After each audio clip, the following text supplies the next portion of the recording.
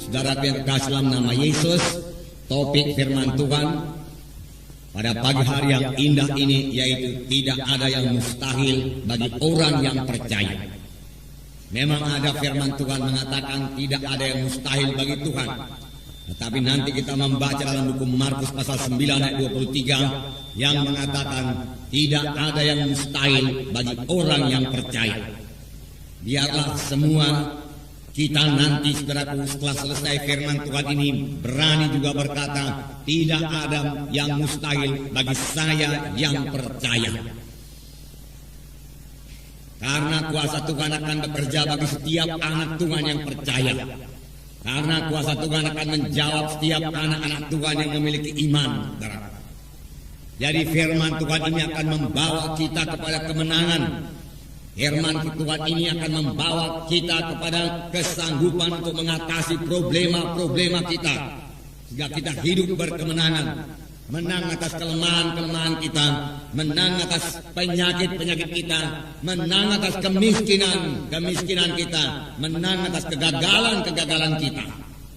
Sebab semua itu bukan daripada Tuhan. Kegagalan bukan daripada Tuhan. Kemiskinan bukan daripada Tuhan. Kekurangan bukan daripada Tuhan.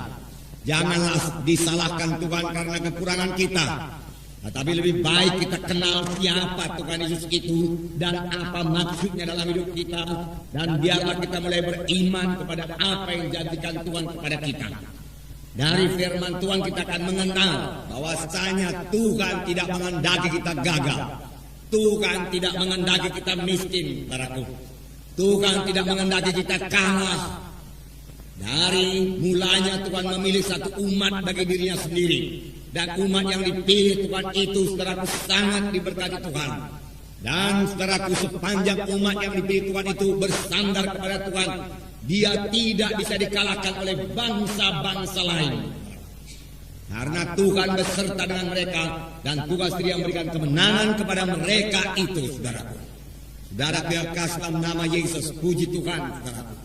Dan kemenangan juga berlaku bagi kita buat pagi hari yang indah ini, saudaraku. Jadi kita bisa bebas daripada kekalahan kita. Kita bisa hidup dalam kemenangan. Kalaupun sekarang ini saudara belum memilikinya. Miliki dulu tekad, memiliki dulu iman, miliki dulu visi seperti ini. Dari firman Tuhan yang saudara dengar ini, saudara akan memiliki visi. Oh, rupanya saya bisa menang.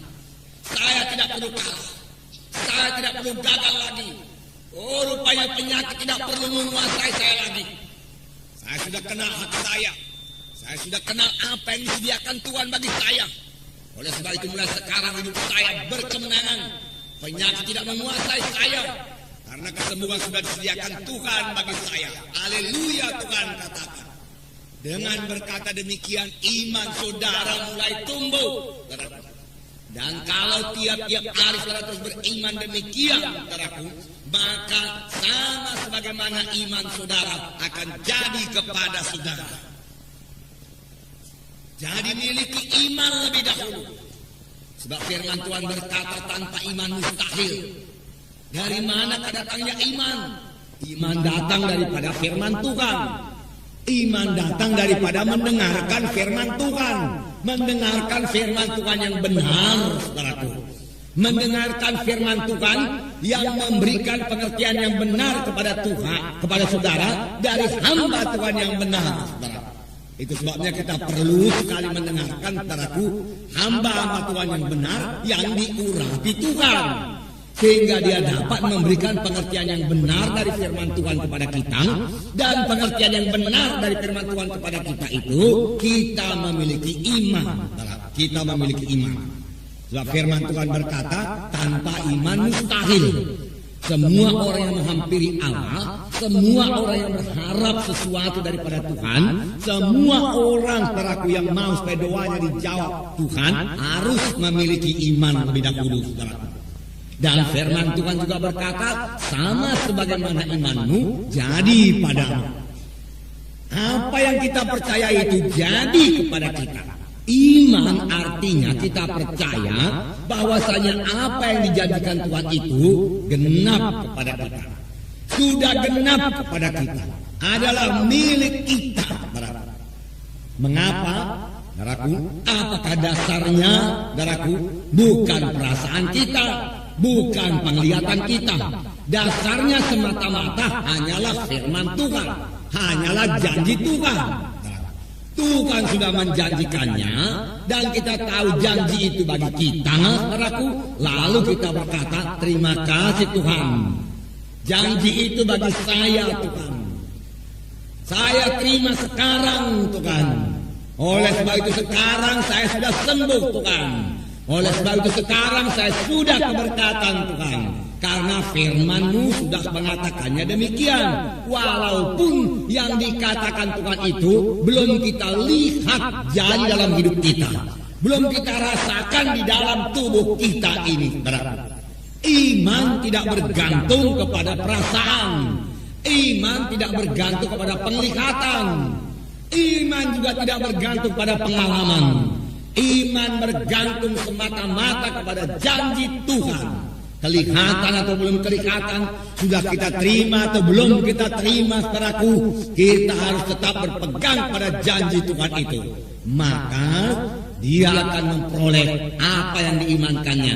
Dia akan memperoleh apa yang dikatakannya. Firman Tuhan berkata, saudaraku, saudara yang kasih dalam nama Yesus, jadi kita bisa menang, saudaraku. Jadi kita semua bisa berhasil, saudaraku. Jadi kita semua bisa berbuat perkara yang besar, saudaraku. Jadi nasib kita berubah dalam Tuhan ini, dan memang mesti berubah, saudaraku. Kita datang kepada Tuhan untuk menerima perubahan ajaib. Kita datang ke gereja ini bukan untuk sekedar menerima sedikit pengertian-pengertian baru daripada firman Tuhan. Bukan yang sekedar begitu saja. Kita datang untuk diubahkan. Kejadian lama lalu, kejadian baru timbul, saudaraku, dalam kita. Jadi dalam kita, saudaraku, hidup baru dalam Tuhan yang lain daripada hidup yang lama, saudaraku. Hidup yang bergantung sepenuhnya kepada Tuhan. Hidup yang bergantung kepada firman Tuhan. Maka sepanjang hidup kita tidak akan dipermalukan, saudaraku. Saudaraku yang kasih dalam nama Yesus, memang semua jawabannya yang terdapat dalam firman Tuhan. Firman Tuhan tetap berkuasa, saudaraku. Firman Tuhan berkuasa mengubahkan hidup kita, saudaraku. Firman Tuhan yang kita terima, firman Tuhan yang kita dengar tidak pernah kembali dengan kosong, saudaraku. Saudara yang kekasih dalam nama Yesus, karena firman Tuhan itu berkuasa. Dalam Ibrani pasal 11 ayat 3 dikatakan bahwa alam semesta ini dijadikan oleh firman Tuhan. Demikianlah berkuasanya firman Tuhan itu. Saya membacakan Ibrani pasal 11 ayat 3. Karena iman kita mengerti bahwa alam semesta telah dijadikan oleh firman Allah, sehingga apa yang kita lihat telah terjadi dari apa yang tidak dapat kita lihat. Dengan iman kita mengerti bahwa alam semesta ini, dunia ini telah dijadikan oleh firman Allah, sehingga apa yang kita lihat telah terjadi dari apa yang tidak dapat kita lihat. Apa yang kita lihat, apa yang kita lihat sekarang ini telah dijadikan Tuhan dari apa yang tidak ada. Bagaimanakah Tuhan menjadikannya? Firman Tuhan berkata, alam semesta ini dengan segala isinya dijadikan Tuhan dengan firman-Nya. Begitulah berkuasanya firman Tuhan itu. Tuhan Yesus saja berkata, jadilah terang, terang pun jadi. Jadilah matahari, bulan dan bintang. Dia hanya mengucapkan firman Tuhan, lalu matahari, bulan dan bintang pun jadi. Saudaraku, jadi. Inilah kuasa firman Tuhan yang diucapkan oleh Tuhan. Dan kuasa firman Tuhan yang kita ucapkan juga, saudaraku, tetap berkuasa, saudaraku.